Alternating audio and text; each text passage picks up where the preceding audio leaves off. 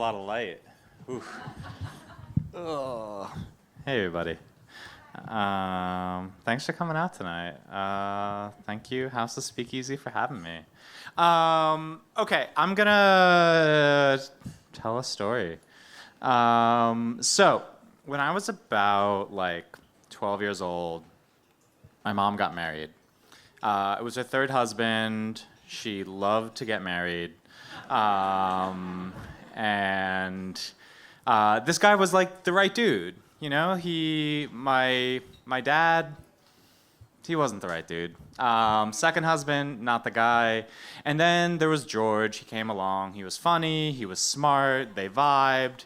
It seemed great. And I thought he ruled, you know, like the first time I met him, or the first time I saw his apartment when I was like 10 years old. I remember me, him, and my mom were going out to dinner, and we had to like stop by his spot. And I used his bathroom, and he had this like crisp, clean Duke Blue Devils towel that I was like obsessed with, right? Like I was a huge fan of Duke at the time. And I was like, George, where did you get this? And George is like, oh, like I had a soccer scholarship there, but I like busted my knee, so they gave me this towel as a consolation. Like really cool guy. One time he was in Texas riding a motorcycle. He like spun off of his bike, and in the middle of the road, an armadillo came up to him and like snarled in his face and just like ran away. Like the strangest things were happening to him all the time. After college, after his non-Duke University soccer scholarship days, he was recruited to the CIA. And one time, while doing a mission, as he told me about, he was in this car and he drove down a side street, and he realized once he was on the side street that it was completely empty except for this other car. And you know what happens next. The car blew up, causing him to launch backwards multiple times, at which point the car landed upside down, and he sort of, in the very like action hero-y, unbuckled himself as his ears were bleeding. And like just lots of like amazing stories. He lived a lot of life before he met my mom. So George moves into the house where I grew up to live with me and my mom when I was about 12. But then things start getting like a little bit weird, right? Like, I remember when I was about like 14, George, no longer in the CIA, has a job at a high school where he is like the tech guy, right? He fixes the computers. Whenever like planet Earth won't load, he comes in to fix it. So he has this job, and then he comes home one day, and he's talking to my mom and I, and he's like, we've been getting the weirdest emails. Like, every day, there have been these emails sent to the superintendent about the new vice principal that are just, like, going off about how this woman is, like, a terrible vice principal, how she's been mean to the students, how she's been mean to her colleagues. And it's just, like, so just unhinged. No one knows where they're coming from. He comes home the next day, more emails have been sent, right? And no one knows where they're coming from. And George is just telling us, like, it's just, like, the police have come in and they asked George as a specialist to figure out where they're coming from. He can't find out where they're coming from. The cops don't think they'll ever figure it out.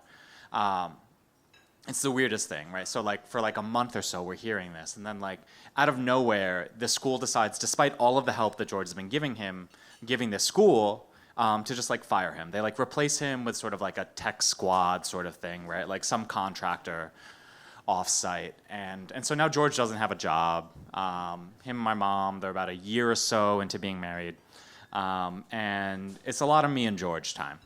I'm the summers, he and I are hanging out a lot. I don't have that many friends, probably because I'm hanging out with my stepdad. And by the time I'm like 15, George is actually going through some some health issues. Things are getting a lot harder for us, right? One time, I think that same summer when I was 15, we go and stay in one of Philadelphia's finest hotels, the Embassy Suites. And we wake up one morning and George's big conversion van is in the middle of the street. Like whatever valet he had left it with put it out there, right? Like for no reason at all, just to like mess with him, right? I guess they didn't like him, they didn't like his look. And so thankfully, they gave us a free night. We complained. It was very confusing for all of us, but like it's a confusing time. George is going through some health things too. So in the summers, George and I will spend a lot of time, like we live in like a really rural part of New Jersey, so he needs to go see some doctors at like medical parks, and we'll drive like an hour to these parks. And on the way, George was a huge Mets fan. I was not, but like, you know, sort of like a sympathetic pregnancy, you just sort of become a Mets fan, right? Like I'm in the car listening to these games with him all the time. We get to the medical park. He goes inside. I don't want to go inside, so I sit in the van, and obviously I watch Austin Powers on the little TV that he had in his van, and then he comes back out, and we drive home. We listen to more Mets games, and I become like, you know, a big fan.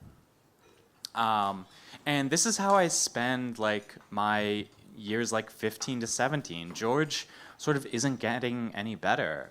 The doctors don't really know what's going on with him. He's continuing to try to get more and more tests. It's unclear what exactly is going on.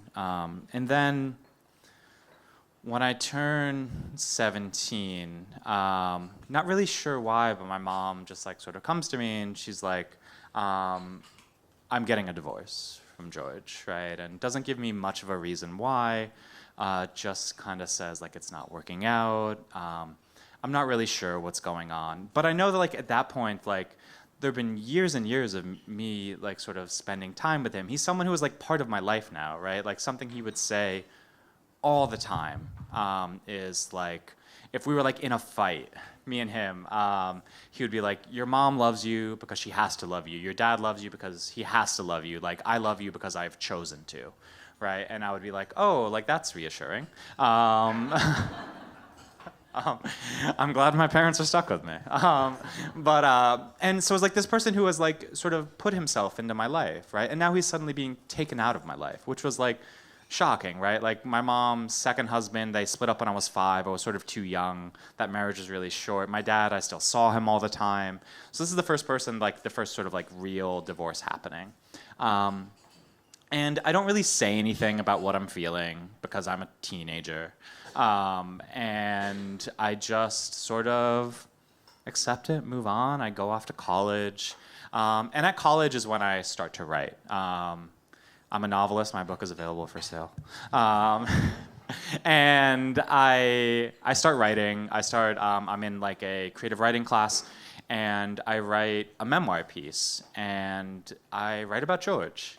And I not only write about George, I write about sort of a lot of anger that I was feeling, right? This person who was such a huge part of my life, to me, in my mind, just got sort of like shoved aside, right? My mom like was ruthless and pretty cruel in my mind, right? This person who could no longer be as like smart and entertaining and funny. Like he started to get sick and she just sort of pushed him aside. She's like, I'm done with this person. And I wrote an essay about that, right? Really like being critical of like both like sort of acknowledging the ways my complicated relationship with George and also acknowledging the ways that I thought that my mom was fairly cruel, right? And then I go home and I print this essay out and I just leave it around my house because I want to get caught. Well, and my mom reads the essay and she comes up to me and she's like, Isle, there's something I need to tell you about George. And she brings me to the family computer and she sort of punches into Google like George, the name of the high school, and the name of a newspaper. And what comes up is an article about how he had been sending messages to the superintendent demeaning the vice principal in an effort to get her fired. For no reason whatsoever, it seemed, other than the fact that maybe she said something mean to him once, and he went on a huge campaign. And at that point, my entire life is sort of like, everything I thought I knew about George is just fractured, right? Like, Duke, did it happen? The armadillo, like, did it happen? The CIA, was he even in the CIA, right? And I am forced to realize that this first essay of mine, this first like piece of writing that I was doing was just wrong about everything. I didn't know any of this story. And I have to confront this person who was such an integral part of my life was actually just kind of a pathological liar. And the first thing I thought about after that was not all of the lies. It was actually the last time that I talked to George, which was the day that he left. He packed everything into his van and he drove to the new place where he was going to be living. And there was a Mets game on TV. I turned on the TV. The Mets are playing the Yankees.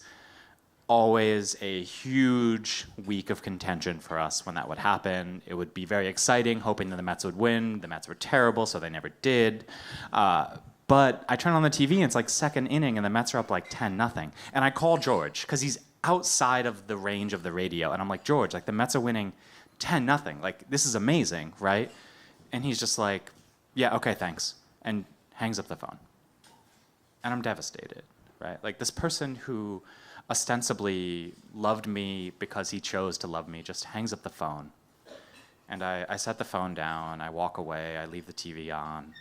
I come back an hour later and the score is like 10-4. Like half hour later, it's like 10-7. I check in a little bit later, it's like 10-9.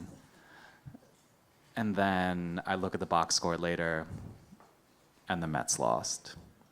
Thank you.